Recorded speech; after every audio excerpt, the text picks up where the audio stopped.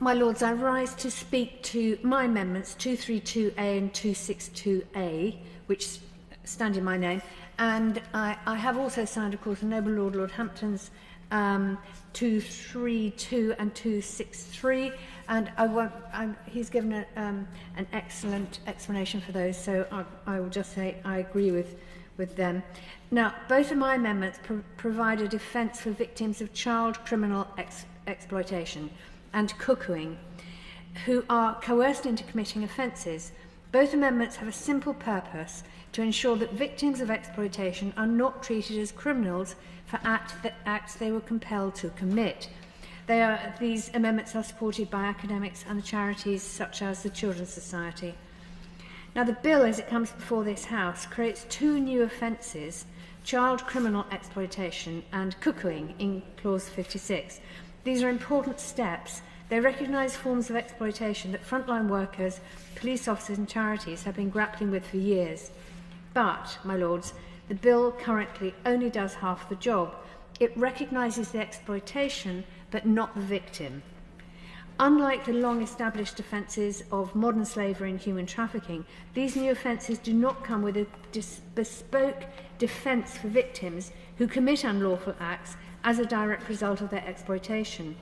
Unless a victim can prove duress, a notoriously high bar, their only option is to argue that what happened to them also amounted to slavery, servitude, forced labour, or trafficking under the Modern Slavery Act. Now, that is a legal contortion, and for many victims, simply impossible. And of course, it leads to outcomes that I don't believe this House would wish to endorse. For example, a child forced by older criminals to store drugs or weapons, or a young person threatened into carrying out low-level offending under fear of violence, or someone whose home has been taken over by a gang, who is then compelled to assist in their criminal activities, would all be vulnerable to find themselves in before a court, even where their exploiters are the ones truly at fault. We've been here before. When Parliament passed the Modern Slavery Act in 2015, we rightly accepted that victims sometimes commit offences because they see no realistic alternative. Section 45 of that Act created a defence for those victims, carefully limited and subject to important exclusions. It has not opened any floodgates. It has provided protection only where the courts are satisfied that the offence was the direct consequence of the exploitation, and that a reasonable person in the same situation with the same relevant characteristics would have acted in the same way.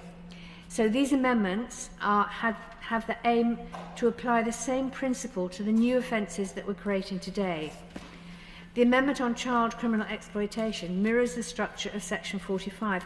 It does not excuse all behaviour. It does not allow serious offences listed in Schedule 4.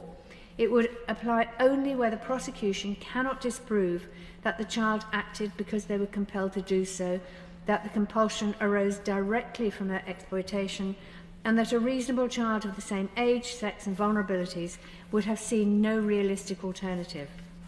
In other words, my Lords, this is a defence grounded in both common sense and in compassion. The same is true of the amendment concerning victims of cuckooing. Anyone familiar with this phenomenon, and many police forces now are, knows that victims have often been threatened, groomed, manipulated or assaulted. They may be obliged to let their home be used for criminal activity, and they may then be forced to play a role within that activity. The amendment makes clear that where the compulsion arises directly from the cuckooing, those victims should not be criminalised for acts they were compelled to perform. These defences would not apply in most cases.